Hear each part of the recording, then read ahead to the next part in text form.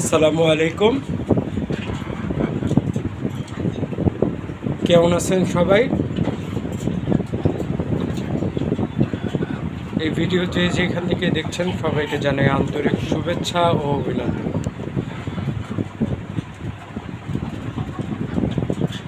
আজকে ভিডিওতে থাকবে আপনার ছোট্ট একটা খামার করে অল্প পুঁজিতে কিভাবে একটা বেকার মানুষ নিজেকে স্বাবলম্বী করতে পারে। যাদের আপাতত কোনো কাজকর্ম নাই, তেমন একটা বেকার বসে আছেন ঘরে, চিন্তা করছেন পড়াশোনা পাশাপাশি কী করা যায় ছোটোখাটো করে অল্প পুঁজিতে, নামমাত্র পুঁজি দিয়ে কোনো কিছু করা যায় কিনা, এরকম অনেকের ইচ্ছে থাকে। কিন্তু থাকলেও আপনার অনেক সময়তে পুঁজি থাকে না, অনেক সময়তে মানুষের ইচ্ছে থাকলেও জায়গা থাকে না। তো যাদের জায়গা এবং পুঁজি দুইটাই স্বল্প, তাদের জন্য হচ্ছে আমার এই ভিডিওটি।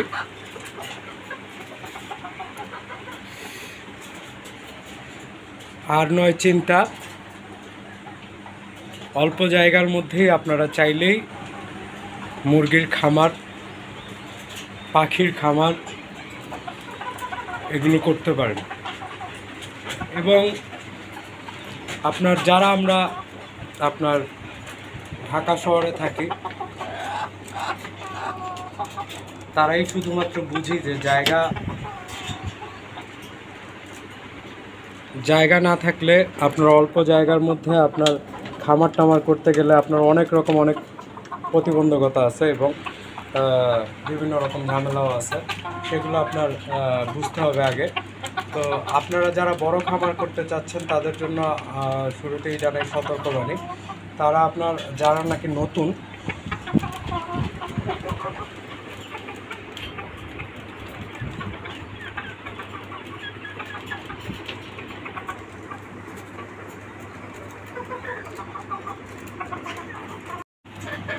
সতর্কবাণী হচ্ছে যে আপনার মুরগির খামার করতে গেলে আপনার প্রথমত আপনার লাগবে ধৈর্য, এবং দ্বিতীয়ত আপনার হচ্ছে যে আপনার লস হলেও আপনার সেটা ধরে রাখার একটা ক্যাপাবিলিটি। আর আপনার শুরুতে লস হবে, অবশ্যই হবে, এটা নিয়ে আপনি শিওর থাকেন যে আপনি শুরু করে যে লাভ করে ফেলবেন এখান থেকে খুব ভালো একটা কিছু, সেটা কিন্তু খুব কঠিন ব্যাপার। আর অল্প জায়গায় আপনার খামার করে ওরকম বেশি প্রফিট করতে পারবেন না, কিন্তু আপনার বড় রকমের লস থেকে বাঁচার জন্য আপনার শুরুতে আপনার ট্রেনিংটা এরকম ছোট্ট করে করা উচিত আমার হিসেবে। কারণ ছোট্ট আকারে করলে আপনার সেখানে রিস্ক কম থাকবে, আপনার যে পুঁজিটা থাকবে সেটা নিয়ে আপনার বেশি একটা টেনশন নিতে হবে না। এখান থেকে ডিম বাচ্চা এগুলো যদি উৎপাদন করেন, আপনার মোটামুটি করে যে আপনার পারিবারিক চাহিদাটা মেটাতে পারবেন। আর হচ্ছে যে আপনার সবসময় খুব সতর্ক থাকবেন যখনই বাজার থেকে মুরগি কিনবেন। নতুন যারা, তাদেরকে আপনার বাজারে গেলে আপনার খুব সাবধানতা অবলম্বন করে আপনার মুরগি কিনতে হবে। এবং তারা যখন বাজারে যাবে, যারা নতুন খামারি বাজারে যাবে, যে হাটে বাজারে মুরগি কিনতে, তখন আপনার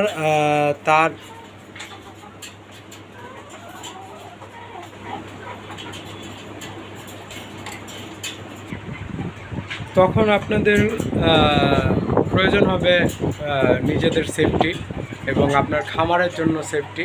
সেটার কারণ হচ্ছে যে আপনার বাজারে যখন আপনার হাটে মোরগ মুরগি ওঠে, আপনার বিভিন্ন খামারের বিভিন্ন জায়গা থেকে আসে,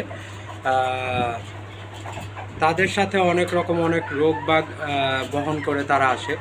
তো সেই কারণে আপনার করতে হবে যে আপনার মাস্ক অবশ্যই ব্যবহার করতে হবে, পারলে হাতে হ্যান্ড গ্লাভস পরে যেতে হবে।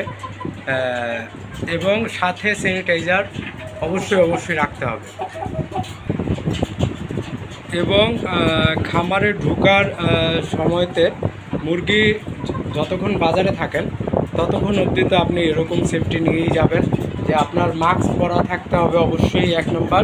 2 নম্বর হচ্ছে যে আপনার হাতে গ্লাভস থাকলে খুব ভালো, আর না থাকলেও কিছু করার নাই। না থাকলে তখন আপনার এসে ভালো করে সাবান দিয়ে বা যে কোনো রকম জীবাণুনাশক আর কি, যেগুলোতে আপনার জীবাণু মরে, সাবান বা হ্যান্ড ওয়াশ বা যাই হোক না কেন, এগুলো দিয়ে আপনার হাত ভালো করে ধুয়ে পরিষ্কার করে ফেলতে হবে। তারপরে আপনার খামারে যখন ঢুকবেন, ঢোকার সময়তে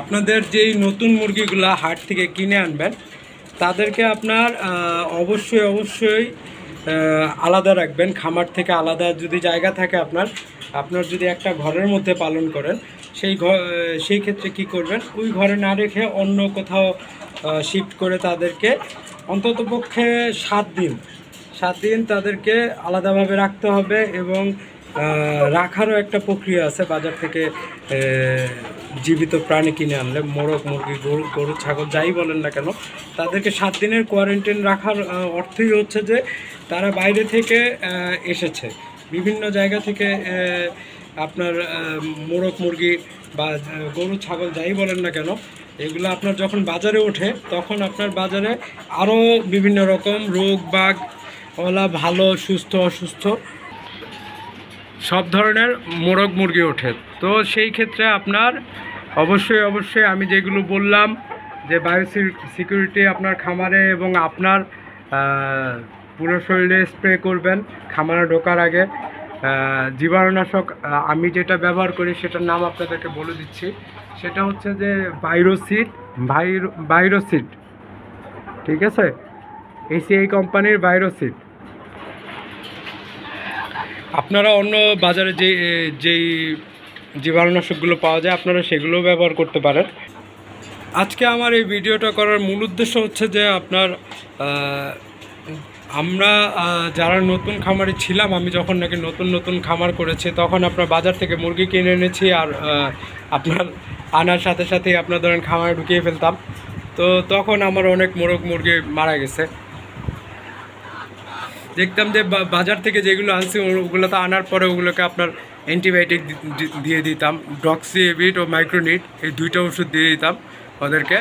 আর এখনও আমার খামারে যে কোনো রকম সমস্যা দেখি তখন শুধুমাত্র এই 2টা ওষুধ ব্যবহার করি, ডক্সিএভিট ও মাইক্রোনিট, এই 2টা মিক্স করে একসাথে আপনার 3 দিন থেকে আপনার 7 দিন পর্যন্ত ব্যবহার করি মাঝে মধ্যে। 7 দিন না, 3 দিন থেকে 5 দিন, সরি।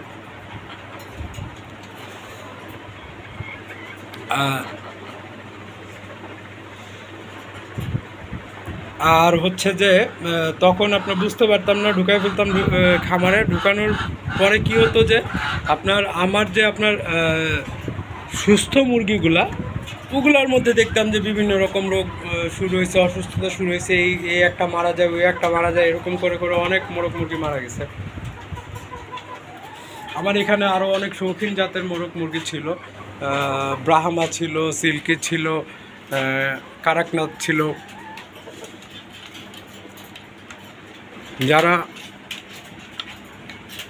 যারা আমার পুরনো ভিডিও দেখেছেন তারা অবশ্যই দেখে থাকবেন যে আমার খামারে আরও কী মোরগ মুরগি ছিল। আর এই ব্রিডারটা, এটা আমার টাইগার সাদা ব্রিডার, বুড়ো হয়ে গেছে।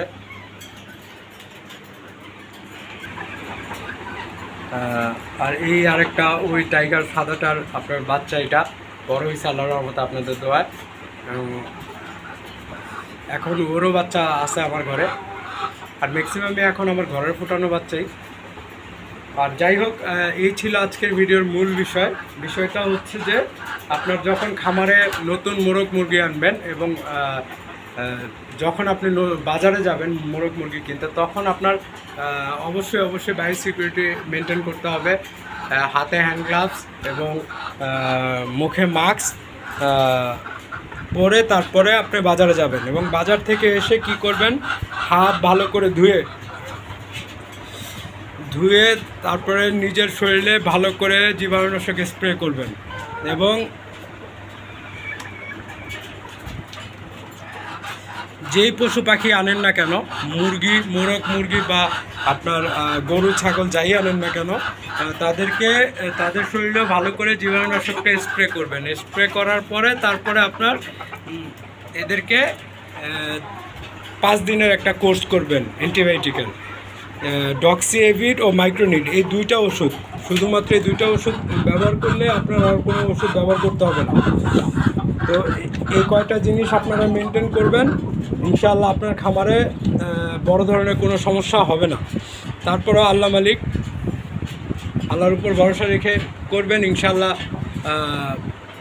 প্রফিটের মুখ দেখবেন। কারণ এটা হচ্ছে যে একদম 100% হালাল উপার্জন, আর হালাল উপার্জনের সাথে অন্য কোনো কিছুর তুলনা হয় না। আল্লাহ বলেছেন যারা নাকি আপনার হালাল উপার্জনের চেষ্টা করবে এবং হালাল উপার্জন করবে জীবনে, তাদেরকে আল্লাহ সবসময় বরকতময় করে রাখবে। এবং পশু পাখি লালন পালনে আপনার অবশ্যই আল্লাহ তার রিজিকে বরকত দান করবেন, আল্লাহ বলেছেন। এবং আমাদের এই পৃথিবীতে যত নবী রাসূলগণ এসেছেন তারা সবাই আপনার একটা সময় অবধি আপনার গরু ছাগল পালন করছেন, গবাদি পশু পালন করছেন। তো সেই জন্য আল্লাহ বলেছে এর মধ্যে অনেক ফজিলত রেখেছে এবং এর মধ্যে অনেক বরকত রেখেছে। সো এই ছিল আজকের ভিডিওর বিস্তারিত। আর ভালো থাকবেন, সুস্থ থাকবেন এবং প্রকৃতির সাথে থাকবেন, আল্লাহকে মানুন এবং আমাদের নবীর সুন্নাহ মেনে চলার চেষ্টা করি আমরা, এবং হালাল উপার্জন করার চেষ্টা করি সবাই। আর ভিডিও ভালো লাগলে অবশ্যই সাবস্ক্রাইব করবেন। আর সে অবধি সবাই সুস্থ থাকেন, সবার জন্য এই দোয়াই করছি। আল্লাহর রহমতে নিয়ে সবাই ভালো থাকেন। আল্লাহ হাফেজ, আসসালামু আলাইকুম, বাই বাই। অবশ্যই সাবস্ক্রাইব করবেন, আবারও বললাম।